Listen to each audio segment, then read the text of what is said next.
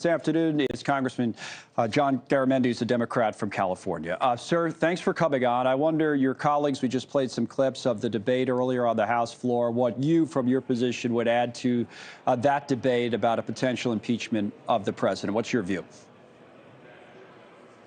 My view is the Republicans are wasting extraordinarily valuable time. We have yet to fund Ukraine in their ongoing war against Russia. We haven't yet provided the humanitarian aid for the Palestinians in Gaza or in Ukraine or in other parts of the world. We have things that we have to do. We've not passed the National Defense Authorization Act. The fact of the matter is the Republican Party cannot do its job, the job of governing, the job of meeting the needs of this nation. So they're off on this witch hunt to try to figure out how they can divert their attention of this nation from the work that they must be doing to this impeachment inquiry. There's nothing there. Yes, Hunter Biden has had a troubled history. Yes, Hunter Biden has been an addict. Yes, he is a troubled person.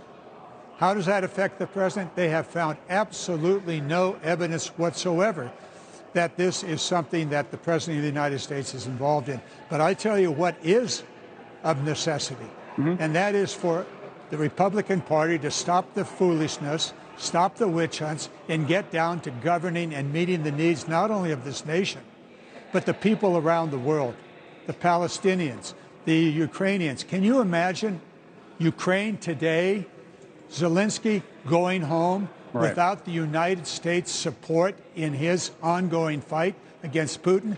Donald Trump and the Republicans are gleeful.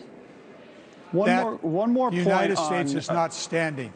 One more point, Sure. Congressman, on the impeachment inquiry, before I go to the subject that you're talking about right there, which is Ukraine and whether maybe there'll be any movement on the border funding. I want to see if you're hearing anything about that. But first, on impeachment, to your point about evidence, we've aggressively covered Hunter Biden's personal legal troubles, the trials, the tribulations, and everything that goes along with it.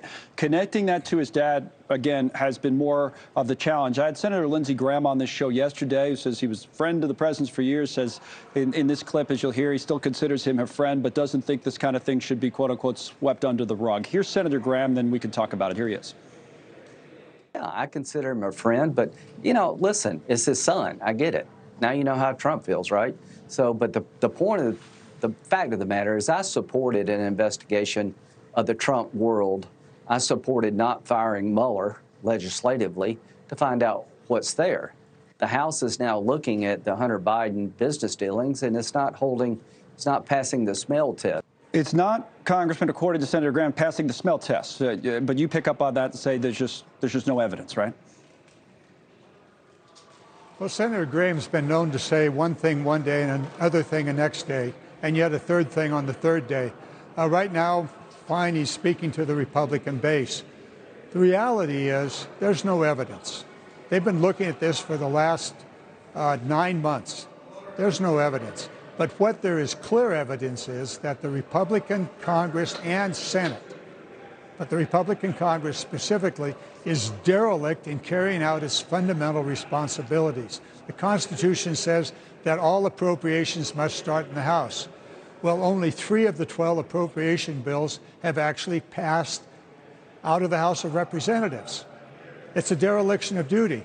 They kicked the can down the road until January for half of those remaining bills, and in February for the other half.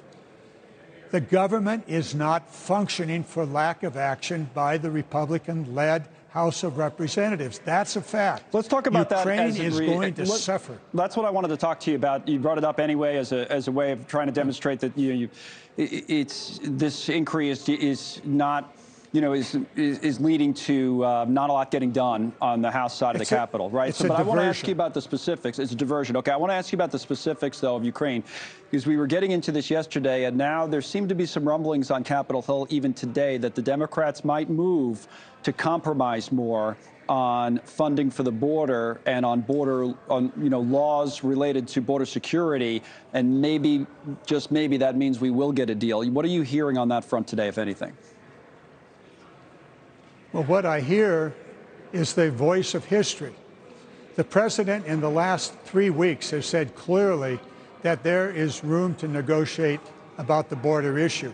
In fact, in the legislation that is at question right now, the supplemental legislation that provides for the humanitarian aid to Ukraine and Israel, there is about $3 billion to hire more Border Patrol personnel. Also, the judges and the necessary infrastructure to deal with the influx of asylum seekers. All of that is in the legislation that the Republicans are totally pushing aside. Thanks so much for watching. Just go to joinnn.com to find News Nation on your television provider. And don't forget to click the red subscribe button below to get more of News Nation's fact-driven, unbiased coverage.